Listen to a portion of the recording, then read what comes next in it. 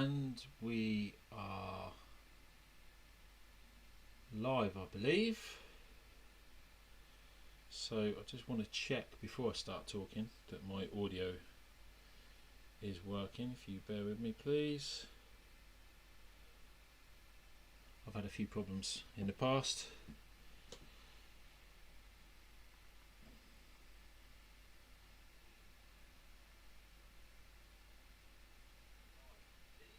Excellent, right, just checking that, thank you.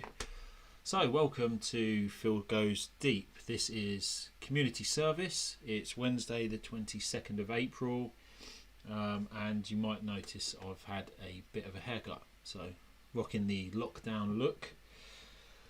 A few other things that are going on at the moment which has been distracting me from doing anything on the channel is this weekend we've got the EU versus the virus hackathon, which my colleague James Foote is going to be putting a team forward for. So some of the guys from Rangoon are getting involved in that. It's my daughter's birthday as well, so I will be trying to help where I can, but really I can't get too involved, unfortunately. And then the following week is the start of CreatorCon, so the virtual hackathon Knowledge 2020 from ServiceNow. So we'll be involved in that and look out for a bit more information from us, from myself and the guys from Rangoon. Yeah, a few other things happening in the background, but really just want to get on with doing another session for community service. So trying to bring a new format into the show to try and keep a bit of tension rather than dragging on. So I'm going to try and do this in around an hour, keep it to an hour. We'll be going through the community and posting looking at the posts that are in the community, and I'm going to use some t-shirt sizing. So this is the current format, and my lovely daughter actually helped me make some props for this. So not quite sure on the timings yet, but I'm going to try and focus on small and medium size posts, right? So small and medium sized t-shirts, and then what we might do, we might see a little tiny one floating around. Any big ones, we'll park them, we'll leave them. So the big t-shirt might be a little spin-off show we do. But without further ado, we will get into the detail. I will check out, I've been trying to do some of my transitions and shortcuts using those, so I should be able to switch over to my screen. Yes, using keys. So I've seen a few posts on the community which I haven't had a chance to get into. Like I say, there's a few things going on, and I will try and find I've got 10 points, lovely. I'll try and find some small and medium. So I'm thinking that a small t-shirt we should be able to do in around 10 minutes, 10-15 minutes at least to get an answer, and medium maybe 25 minutes. I'm just noticing a little bit of a fail on my green screen. What's that? A little bit better. Try and get the technology working and keep it working. So what did I see? Maybe what we'll do, we'll just jump straight into, we're going to focus in the GRC community. Another thing I'll try and do as well is share the links to the posts as I'm working on them, and put a time code against them in the description as well. So it's just, oh, we got, look at those, first to reply, lots of point scoring opportunities here. Let's look at the leaderboard as well, sitting there around 670 about 700 points away from second place there. So watch out, Shiva. I'm on your tail. Right, let's just jump in and look at this first one. In GRC, can we record phone calls? How is it done? Okay, small t-shirt, right? Because I think that's a no. It might even be a tiny one, to be honest. But I'm going to set also what I've got here is a timer to create this. So let's say small. Oh, first time using this on the show as well. So small. What did I say? 10 minutes. Should we say this is tiny? Let's put ourselves against the clock here. Tiny. Right. Tiny one. 5 minutes. Start timer. Okay, and then on to this F9. Did that work? No. Hey, it should have worked. F3. What's this now? Okay, we've got a timer running, yeah? 5 minutes in the background. So in GRC, can we record phone calls? In the GRC module of ServiceNow, is there any way we could record calls? Now, I don't believe this is the job of GRC. I think if we go to Docs, that there is some integration, some telephony integration, where from a service desk perspective, like CTI, from a service desk perspective, you can have the staff calling out, or when somebody calls into your service desk, it will connect the call automatically through to the desk agent. They'll be on the phone, and the incident ticket will know the caller and identify them through this CTI. So that's the only place where I'm aware of having the integration. And you can see here, customer service agents can do the following with CTI: make an outgoing call to a phone number, receive an incoming call, transfer a call, place a call on mute, or set their availability status. So this is supporting inbound and outbound telephone calls. I don't believe that the recording of phone calls is in here, but let's start this off. Who are we talking to? Harry. Okay. Hi, Harry. I'm not sure. I wish I could type. I'm not sure this is the job of GRC, or whether this is possible. ServiceNow does have some integration, does have some telephony integration. See, let's just Google or DuckDuckGo to recording phone calls ServiceNow. Create a call, service desk call. Yeah, I'm not sure that that's possible. To be honest with you, I am not aware of how to record phone calls in ServiceNow. What is your use case? I guess you could look at some other potentials. There are integrations with Teams, through the virtual agent and the chatbot integrations.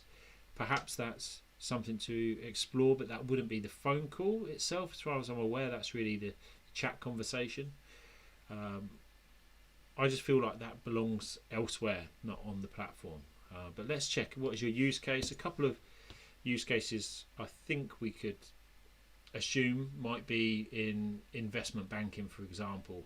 Phone calls have to be recorded, but they have a very specific system for that. I don't believe that lives on the platform. So, main question here: what is your use case? What is it we're trying to solve? So I'm also going to take a copy of the community ID. I've replied, so let's pause that timer. Where do we get to? Oh, resume. No. Okay, it didn't tell me what we got to. But we beat the 5 minutes for a tiny one. I'm just going to share this link into the chat or the description. Yeah, I'll put it in the chat.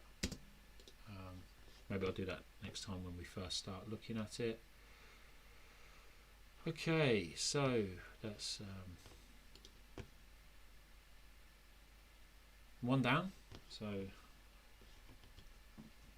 call that a tiny, didn't we? What did we say? So let's write on the back of these. So I think we said 10 minutes for small.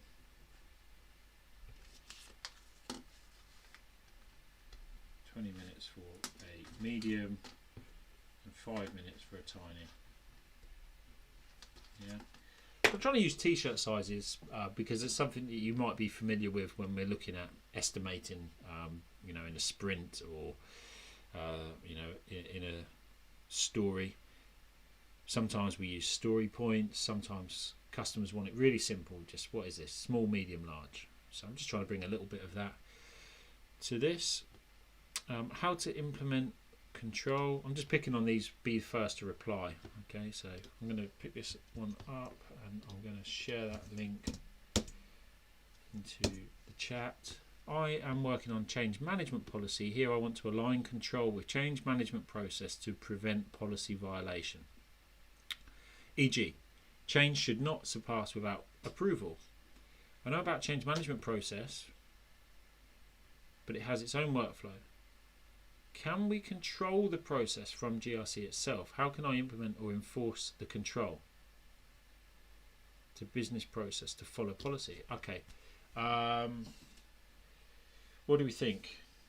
We could answer this or we could go into a bit of detail. So really it depends how we want to answer this.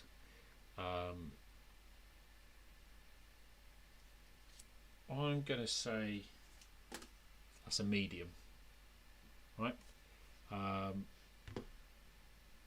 Let's start the timer. Just because I want to go into a little bit of detail here. So if we go to the new timer and then drag.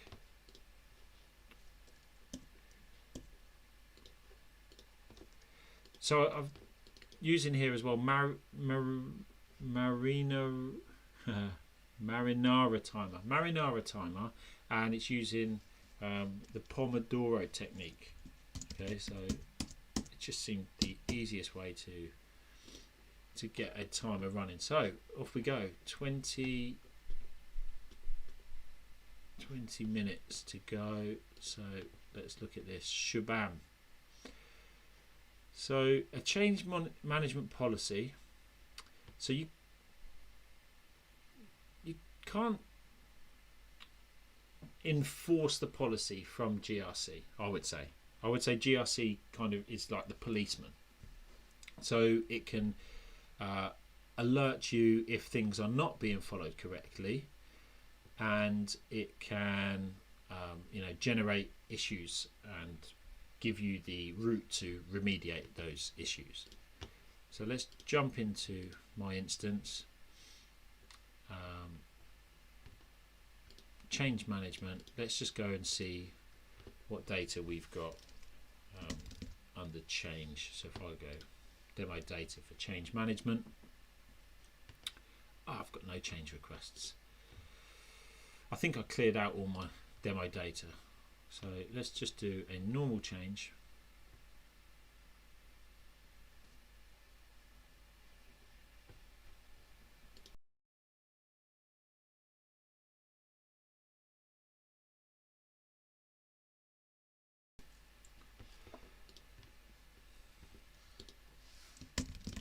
Here's a change. Okay, so how are we going to control this configuration item?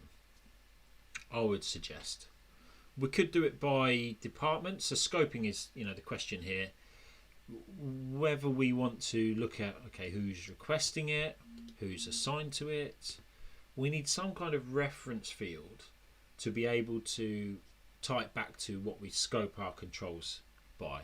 Typical use case will be the CMDB, and this could be a business service. Yeah, so let's look and say HR management. Okay, so we've got a change, and I'm just going to save that.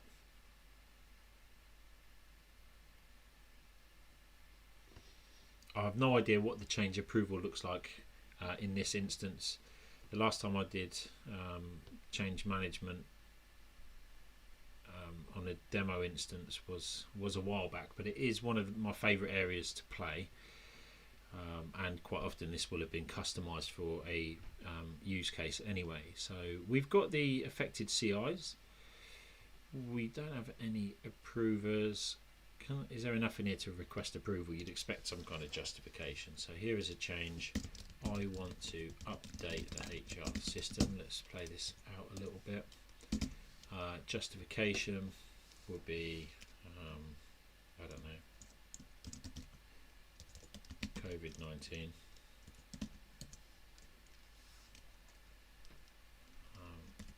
Update and test.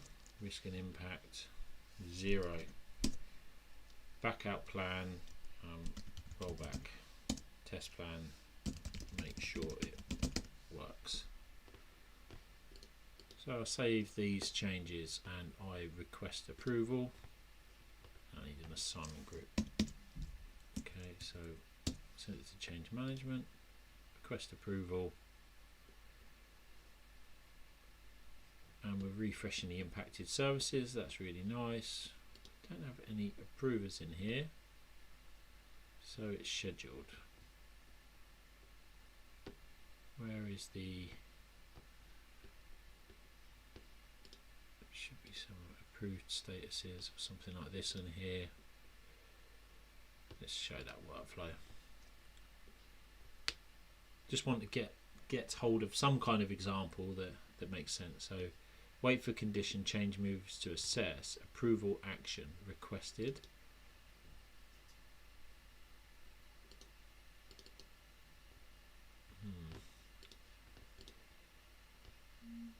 Okay, so the important thing here is we've got a CI and we've got a change.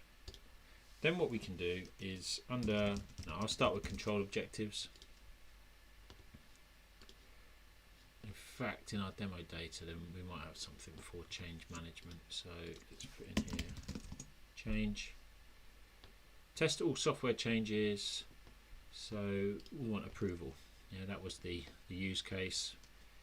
So name contains change and name contains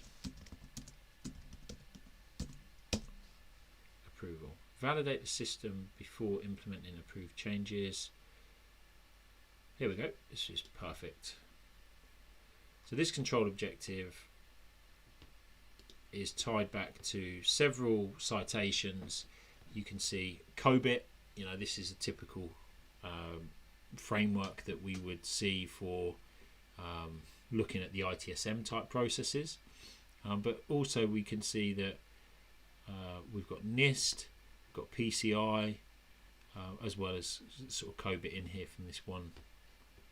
Control objective, entity type, business services. So do we have HR management?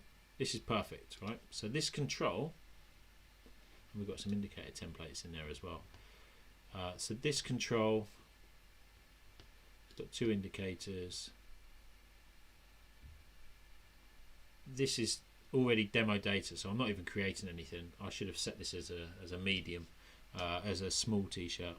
Let's just take a look at this indicator. Okay, it's going to run monthly. I think the important thing, if you are looking at indicators, when you have your frequency, you should also consider the time frame that you have in your the criteria, because you need to be able to succeed. If you don't have a time frame, then it's possible that your indicator fails, and it will always fail. You'll never be forgiven. So look, I would enhance this by saying in the last month. So I check monthly and I care about data in the last month. Okay. However, that said, we do. Okay, no, it's looking at closed. I was going to say we have it only in these two states, but it's in closed. So approval's not approved. State is implement, review, closed. What state is my control? My change, sorry. Here is a change. It's scheduled.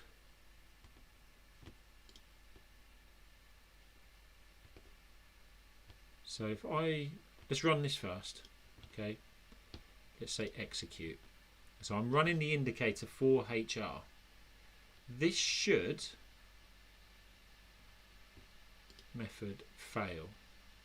This should pass. Okay, we should get an indicator result that passes because it won't find a change that meets its condition. Okay, there we go. We've just seen this now. This one. Yeah, just now passed. If we look at the data in here, if we look at the indicator result, there's no change requests. Now, if I move this to implement, I can't see the approved field, but let's just say show XML. Oh, it is approved. Okay, so this will still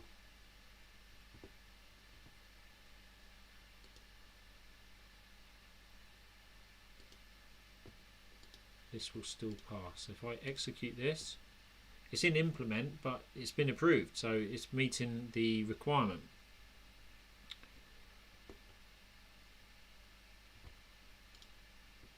True. So for me, this is a perfect scenario of how to enforce the control to business process to follow policy, right? So so let's say here, looking at change management, then perhaps we might expect to align with frameworks like COBIT. You might also say ITIL as well, but I think COBIT has a little bit more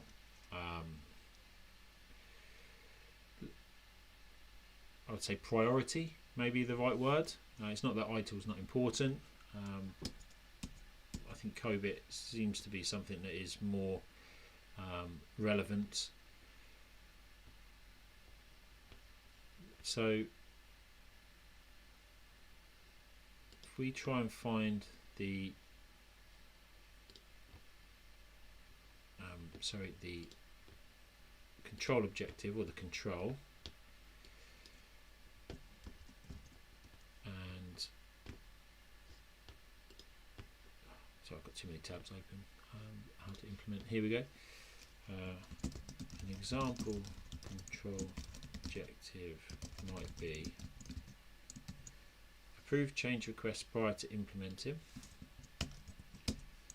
If you check the demo data, then you will see this, let's say reference, go to the control objective, just grab that reference. If you check the demo data, then you will see this and an associated indicator template. If you scope by business service and your change request CI is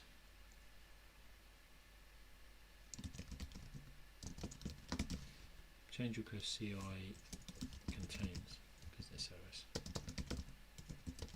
and you can use indicators, you can use GRCs, automated indicators, to enforce the control by checking the data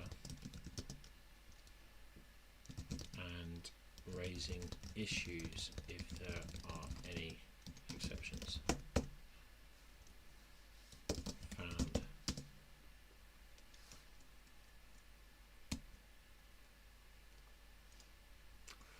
So I think that's enough.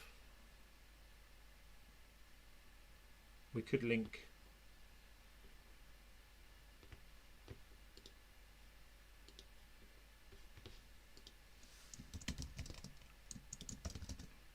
this video. Just walk through. And where are we on timing for that?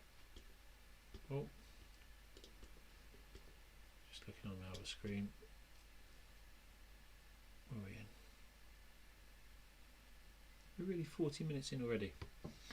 Time flies.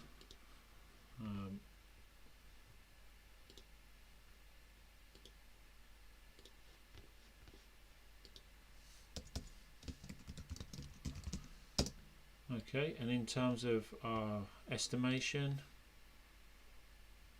we said a medium 20 minutes, and we got there 6 minutes remaining.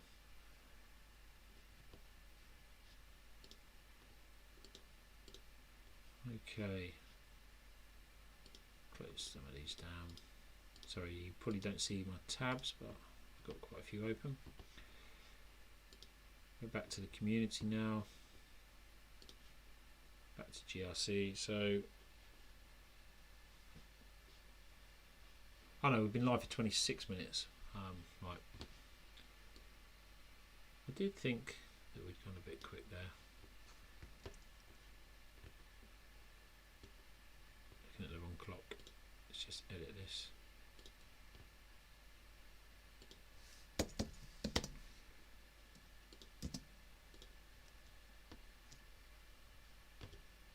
Right, back to the community. So, go and find the next one. There are a few more in there. Be the first to reply. Yeah, I'd saved it, didn't I? Let's go and see what we can do.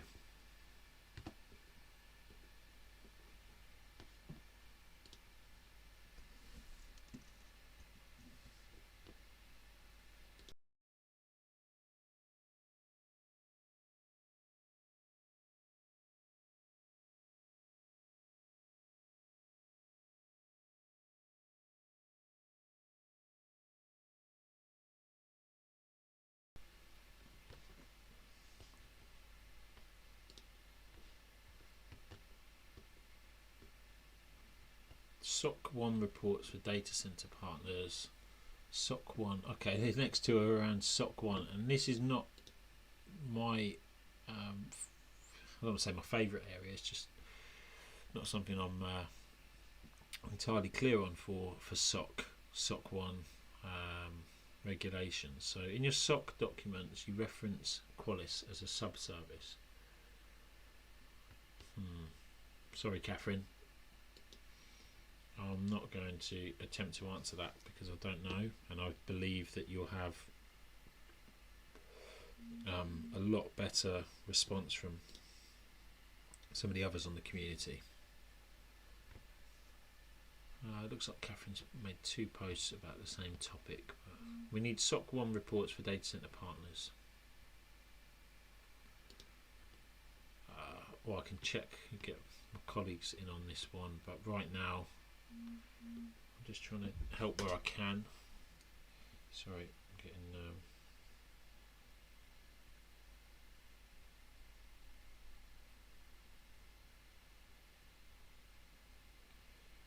some messages. I might have to step away. Hold on. Okay,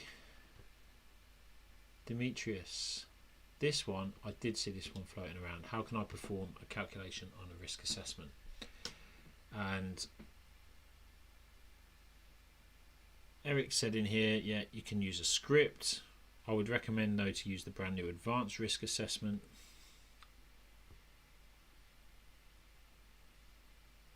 To be honest, advanced risk assessment, I need to check this out. So what we could do is let's just take a look at advanced risk assessment now. Because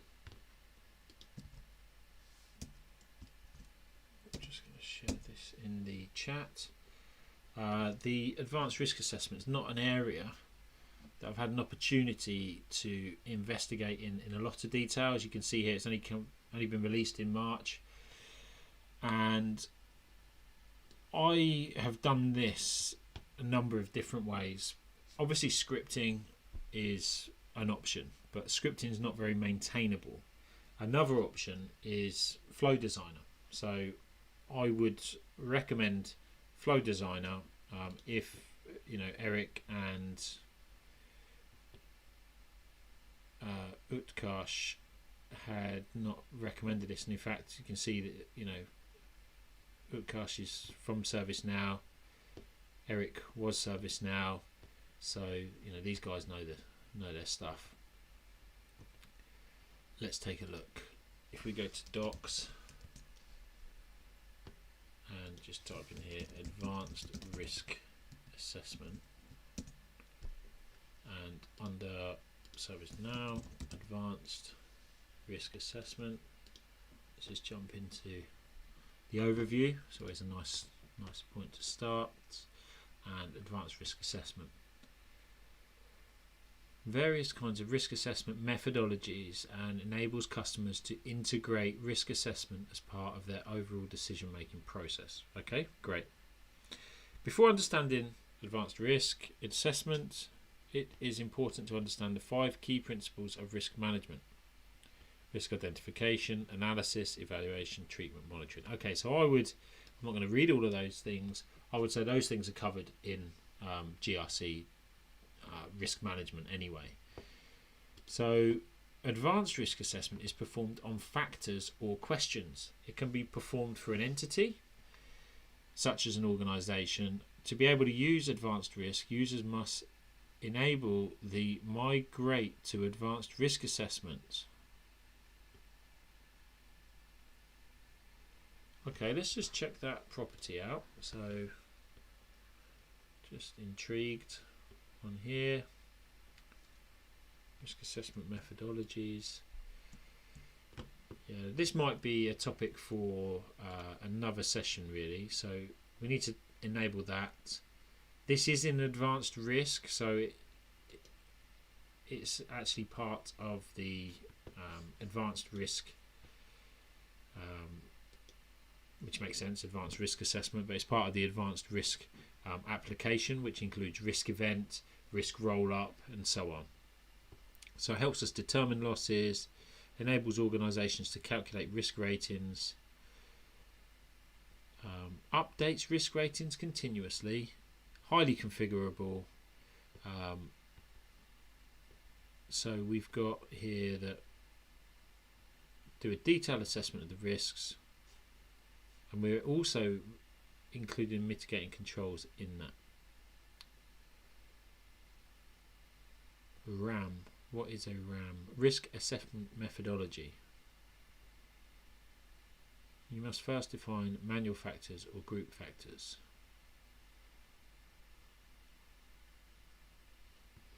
Let's see if there's anything in the demo data already. So we've got here risk assessment methodology. So we've got some RAMs.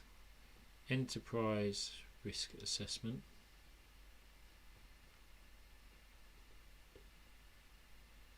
Assessment types. Okay, I can tell this is a bigger topic, not what I was hoping to cover on community service. One thing we could do, which I agree, advanced risk assessments very, definitely going to be worth looking at. There's a lot in there, and I might do that on a separate session where I kind of know where I'm going to be going. What I would like to do is just give an alternative. So you can create a script to handle that. I cannot really make much recommendation on advanced risk, so I'm going to just say here advanced risk assessment certainly looks very interesting, and I need to work through the best way to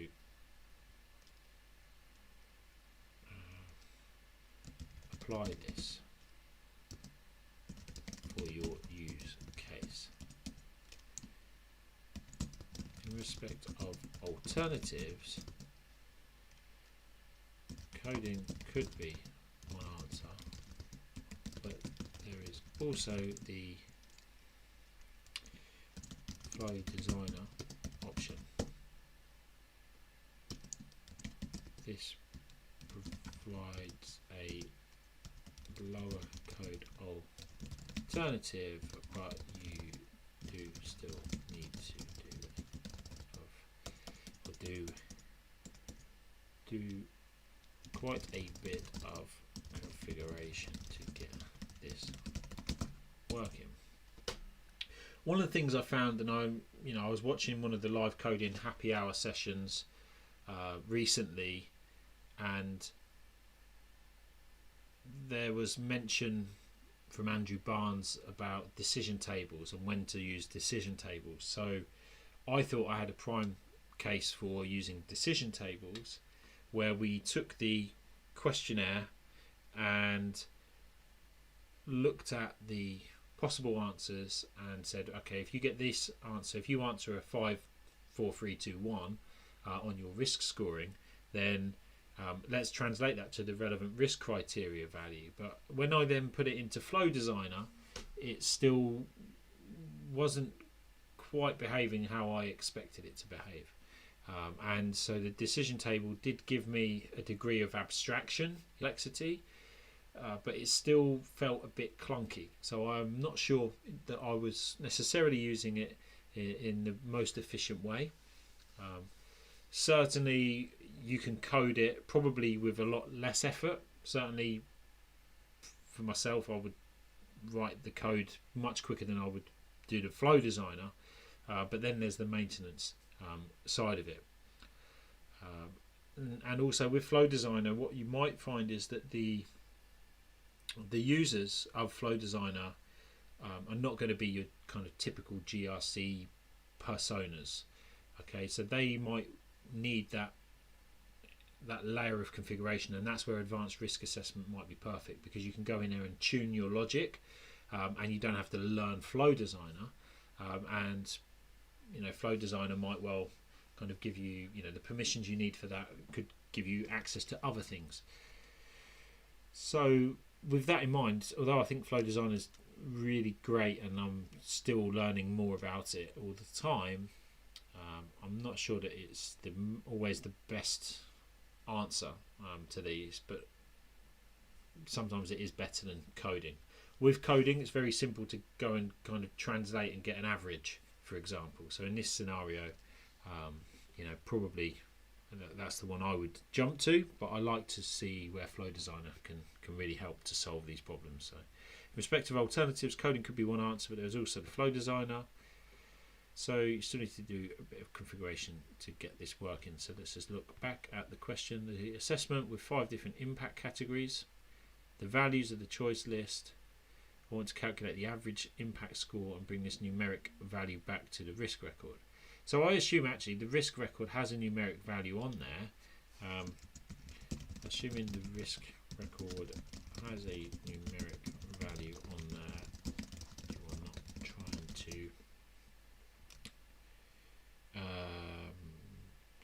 to associate the correct scoring record, say brackets, risk material. It could be a bit simpler. There's also, if you look at vendor risk management, the way the vendor risk management leverages the weighting and the scales within the assessment, that's something to be aware of as well. You could also look at the VRM weighting, the scales, and how this handles the scoring for vendor tiering assessments. I didn't put a timer on. I thought we were going to be going into a lot of detail there, but I'm just conscious of time. So I was hoping to be able to answer that, or at least go through, what is advanced risk. But clearly, it's this. That's a whole session in itself. That's a big t-shirt for sure. Okay. Policy exception workflow in Orlando with virtual agent demo. The other ones we've answered. Form design missing view cannot edit. I did see this, right? And actually, I am unable to edit the target view in the form design. Let's take a look at this because it's been replied to. Are you in the correct application scope? Thanks for your reply. Yeah, this isn't application scope. This is let's say 10 minutes. Small t-shirt. All right. Let's get the timer on. Small 10 minutes, and that will get us roughly to I think to the top of the hour. 20 minutes, so we might be able to get 2 smalls in. Let's have a look. I was copying, close that, copying this, paste this over. Oh, haha, gents, how we doing? Right, okay, I was not watching chat, you're right. I've got Jace, Andrew Barnes, Brad. In case, I think it's great. Brad, right, thanks for tuning in. I'm honoured to have you guys on board. Yeah, so looking at this, right, so I don't know if you missed it, I'm using a t-shirt rate in the post, right, so I'm saying this is a small. Give me 10 minutes, and that means I've got the timer running, and I need to switch over my OBS. I don't have a Stream Deck, so I'm using shortcuts. So I've got 8 minutes to try and answer this. Now, when I took a look at this in the in brief beforehand, what I think is happening here, I'm unable to edit the target view in the form design. But sometimes if you access something through another view, it kind of holds on to that view. And then when you go in and try and edit it, the view's not really there. So I think that's what's happening here. So let's have a look at Kyle and see what we can do. So if we jump into, have I got NIST RMF enabled?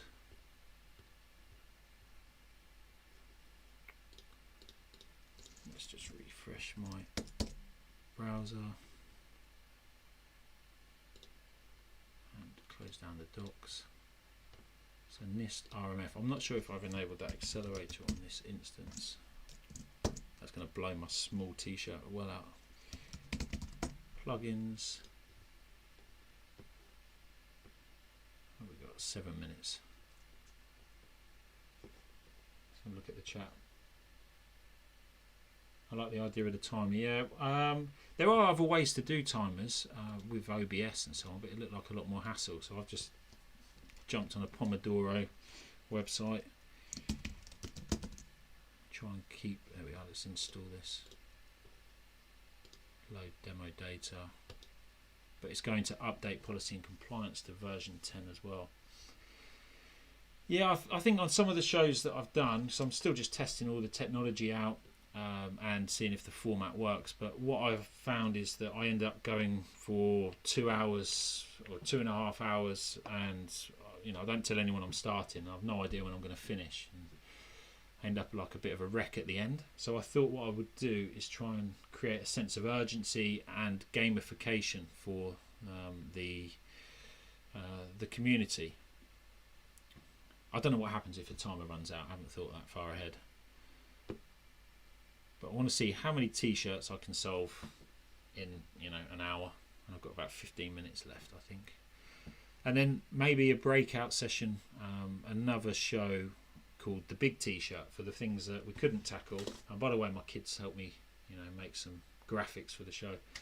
Yeah, but anything that's too big and like advanced risk assessment. We'll cover that in a separate show. As this works, it says 100% complete. Sometimes I don't trust this. Let's duplicate the tab.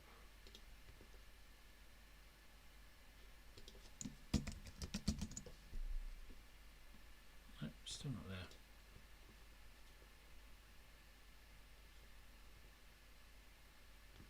So let's read the issue again. So I am unable to edit the target view in the form design.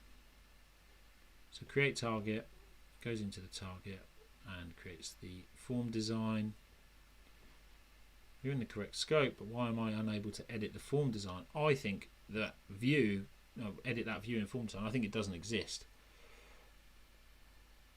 Another weird thing is if I open the form design from the table, I do not see. Yeah, I think it doesn't exist. I think the route that you've gone through there, Kyle, that will be, it's just holding on to the view. So what I'll try and do is recreate that. I'm not sure what you're actually trying to do by editing the view, so I can't really help you with that. But if we can recreate the issue, there we see, 16 out of 130. So it said it was 100% complete, and it's still running. Yeah, if we can try and recreate this, and I can probably show it elsewhere without this instance in there. Try and think of something that has a view on there.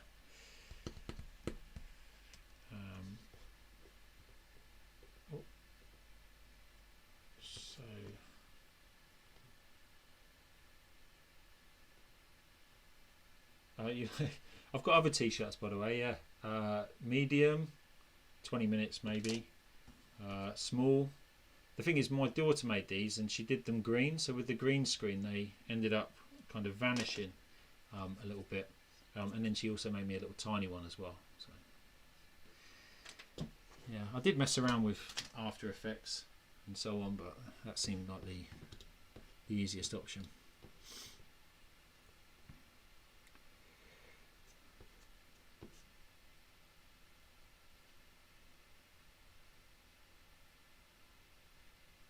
Yeah, right. I'm glad you guys are on board. Anyway, I'm like I say, I'm honoured.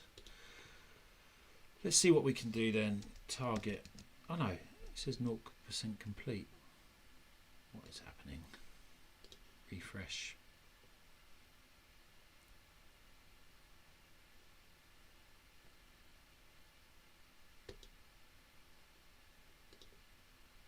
There we go. Right, success at last.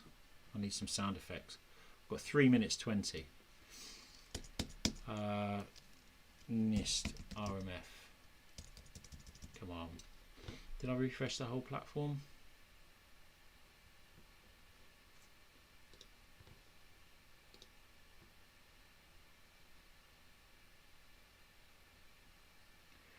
You can see I'm being a bit impatient here, and I know this happens with customers sometimes. I have to tell them, calm down a little bit, stop clicking. Just let things kind of work themselves out. Here we go, NIST RMF. You see, I just needed a little bit of patience. So under targets,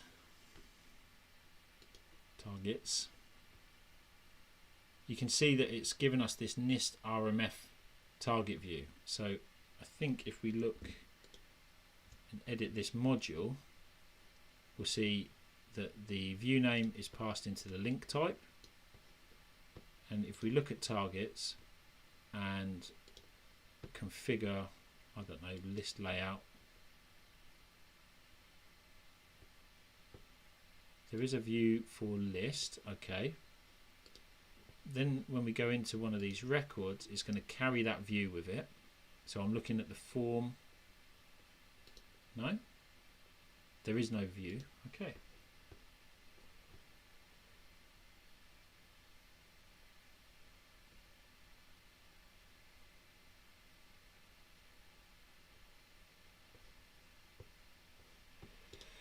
Okay, so that it says here view name NIST RMF targets. So if we configure form design, which I never use, by the way, unless I want to remove form sections. If I can't, the cleanest way I find to remove form sections, I don't want to go into all the tables. Form configure form layout. This is where I build my forms most of the time. It's got the view name, so I think my assumption at the start was wrong.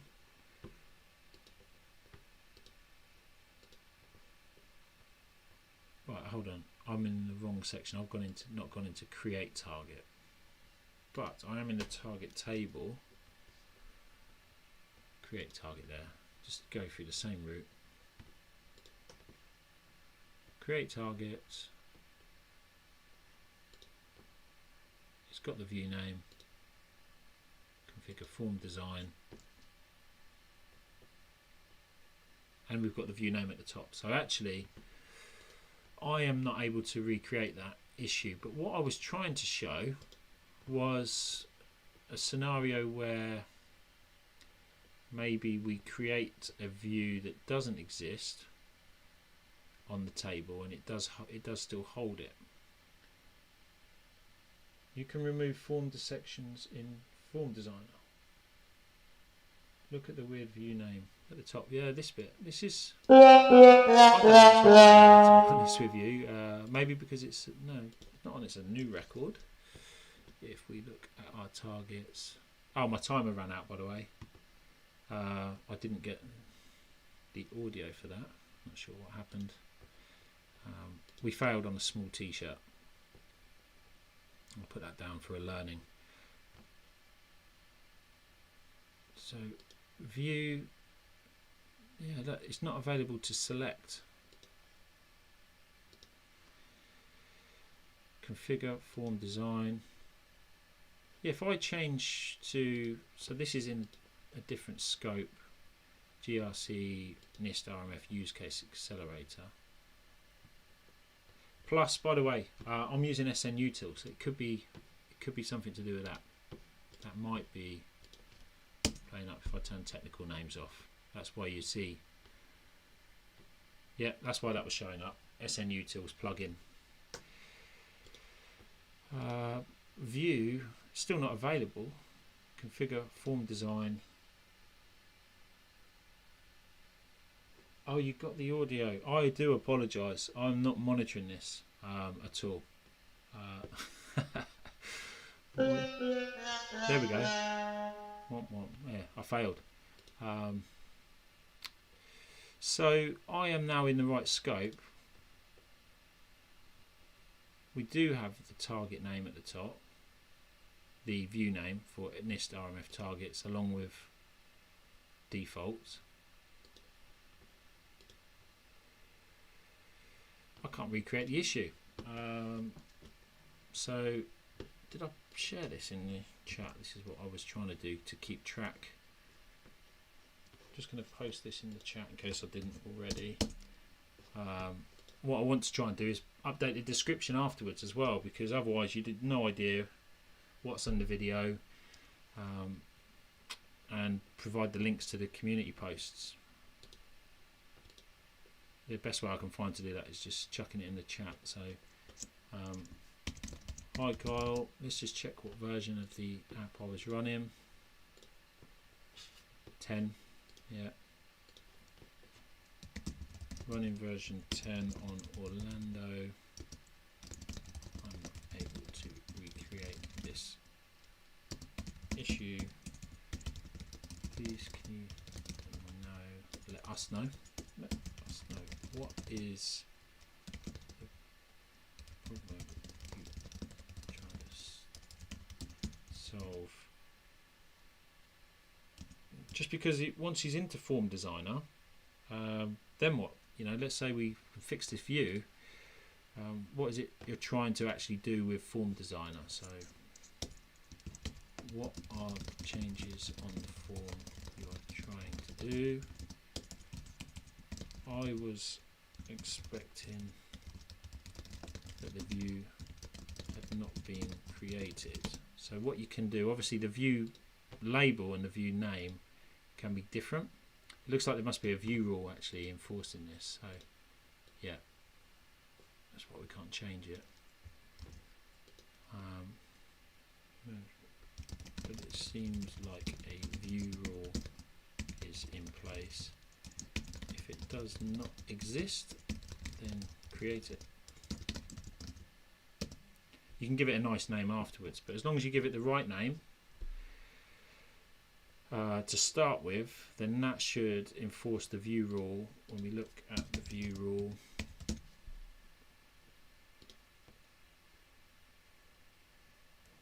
we want the table, do we? Is there a table on here? Yeah, table. SNGRC target, I think it was.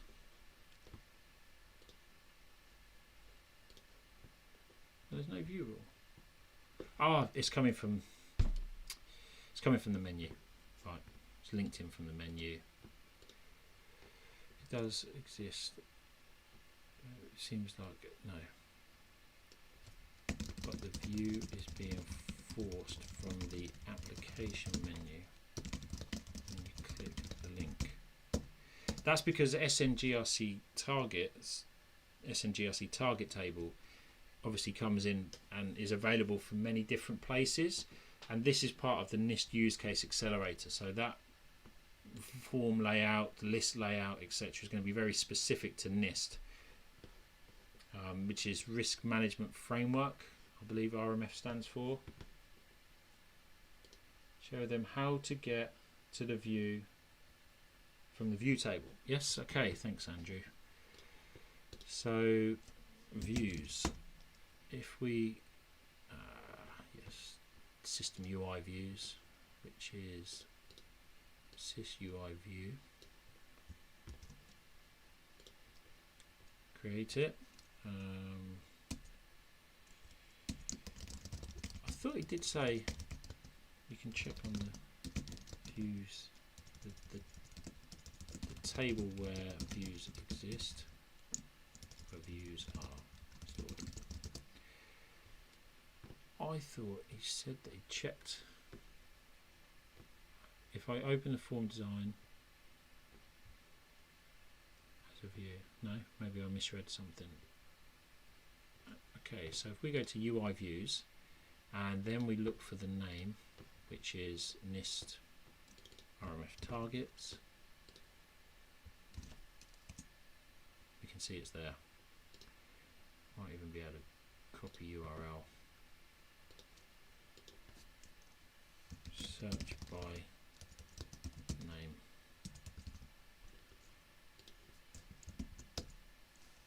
Try the following URL. And please post back results. Yeah, we'll pick this one up. Now I'm replying to it. That should automatically subscribe me, so I should get the updates. I hope that's helpful. Oh. Got the whole team here, all the regular suspects. So did we both have the same idea for community service? Because I swear I came up with that a few months ago. All I can say, Andrew, is great minds think alike. You know, I just started streaming one day on lockdown in quarantine, and then I gave it the name community service. So I don't know if you know what community service is in the UK, but it's kind of it's punishment. And it's not meant to be punishment. I just thought I could try and do something positive for the community. So I was looking at the COVID-19 apps. However, my kind of area of kind of focus is around GRC. So that's where I spend most of my time in the community now. Yeah, just trying to score points, get up the leaderboard, and help people along the way. One thing I did want to do is to just mark, I'll give him helpful as well, try and mark people's posts helpful when they get involved. It's always nice to get people, I think, active in the community. For me as well, like when I started in ServiceNow, the community was my go-to place. So what I started doing was going in, looking at, you know, COVID apps, the emergency response apps, looking at GRC community, and if I kind of exhausted all of the new posts in there, then I'll go back to the main forum and try and answer one or two in there. So I mean, if you like it, then it's I'm glad. I'm happy, and I'm glad that you've tuned in. I find it difficult. I got distracted last time I was on with the chat was a little bit less busy actually, and I got completely distracted with the chat versus what I'm doing in the community. So I know when you guys do live coding happy hour, you kind of have like 3 or 4 of you and get one person to check the chat. So yeah, maybe I need some friends. How are we doing on time? I've hit the hour mark. I said I would try and keep this to an hour. I'd love to keep going, but tonight is also going to be quite interesting in the skies. The Lyrid meteors are out tonight, and some of these Starlink satellites are going to be above the UK, so I'm going to try and go and see a bit of that in the night sky. But I will try and reschedule some other stuff. I realise I'm talking from my, let's see how my transitions go. Oh, by the way, Chuck was streaming the other day, just down in the right corner, and I think he had some really cool transitions. He was looking at Flow Designer again, so it's great stuff. There's so much activity now around ServiceNow. Jace's link where he's checking the internet for anything to do with ServiceNow is amazing. Obviously, ServiceNow dev program, I'll link to that channel again. Look out for live coding happy hour, the hackathons, virtual hackathons going on for CreatorCon. Get registered for Knowledge 2020. Kicking off with the live coding happy hour on the Friday, I believe, and it's all weekend. And then this weekend there's the EU versus the virus hackathon taking place as well. So lots of stuff going on. Thanks to everyone for tuning in and all the feedback. Keep posting in the community, and thanks a lot for getting involved. Appreciate it. Have a great evening or morning if you're in the US, and stay safe. Thank you.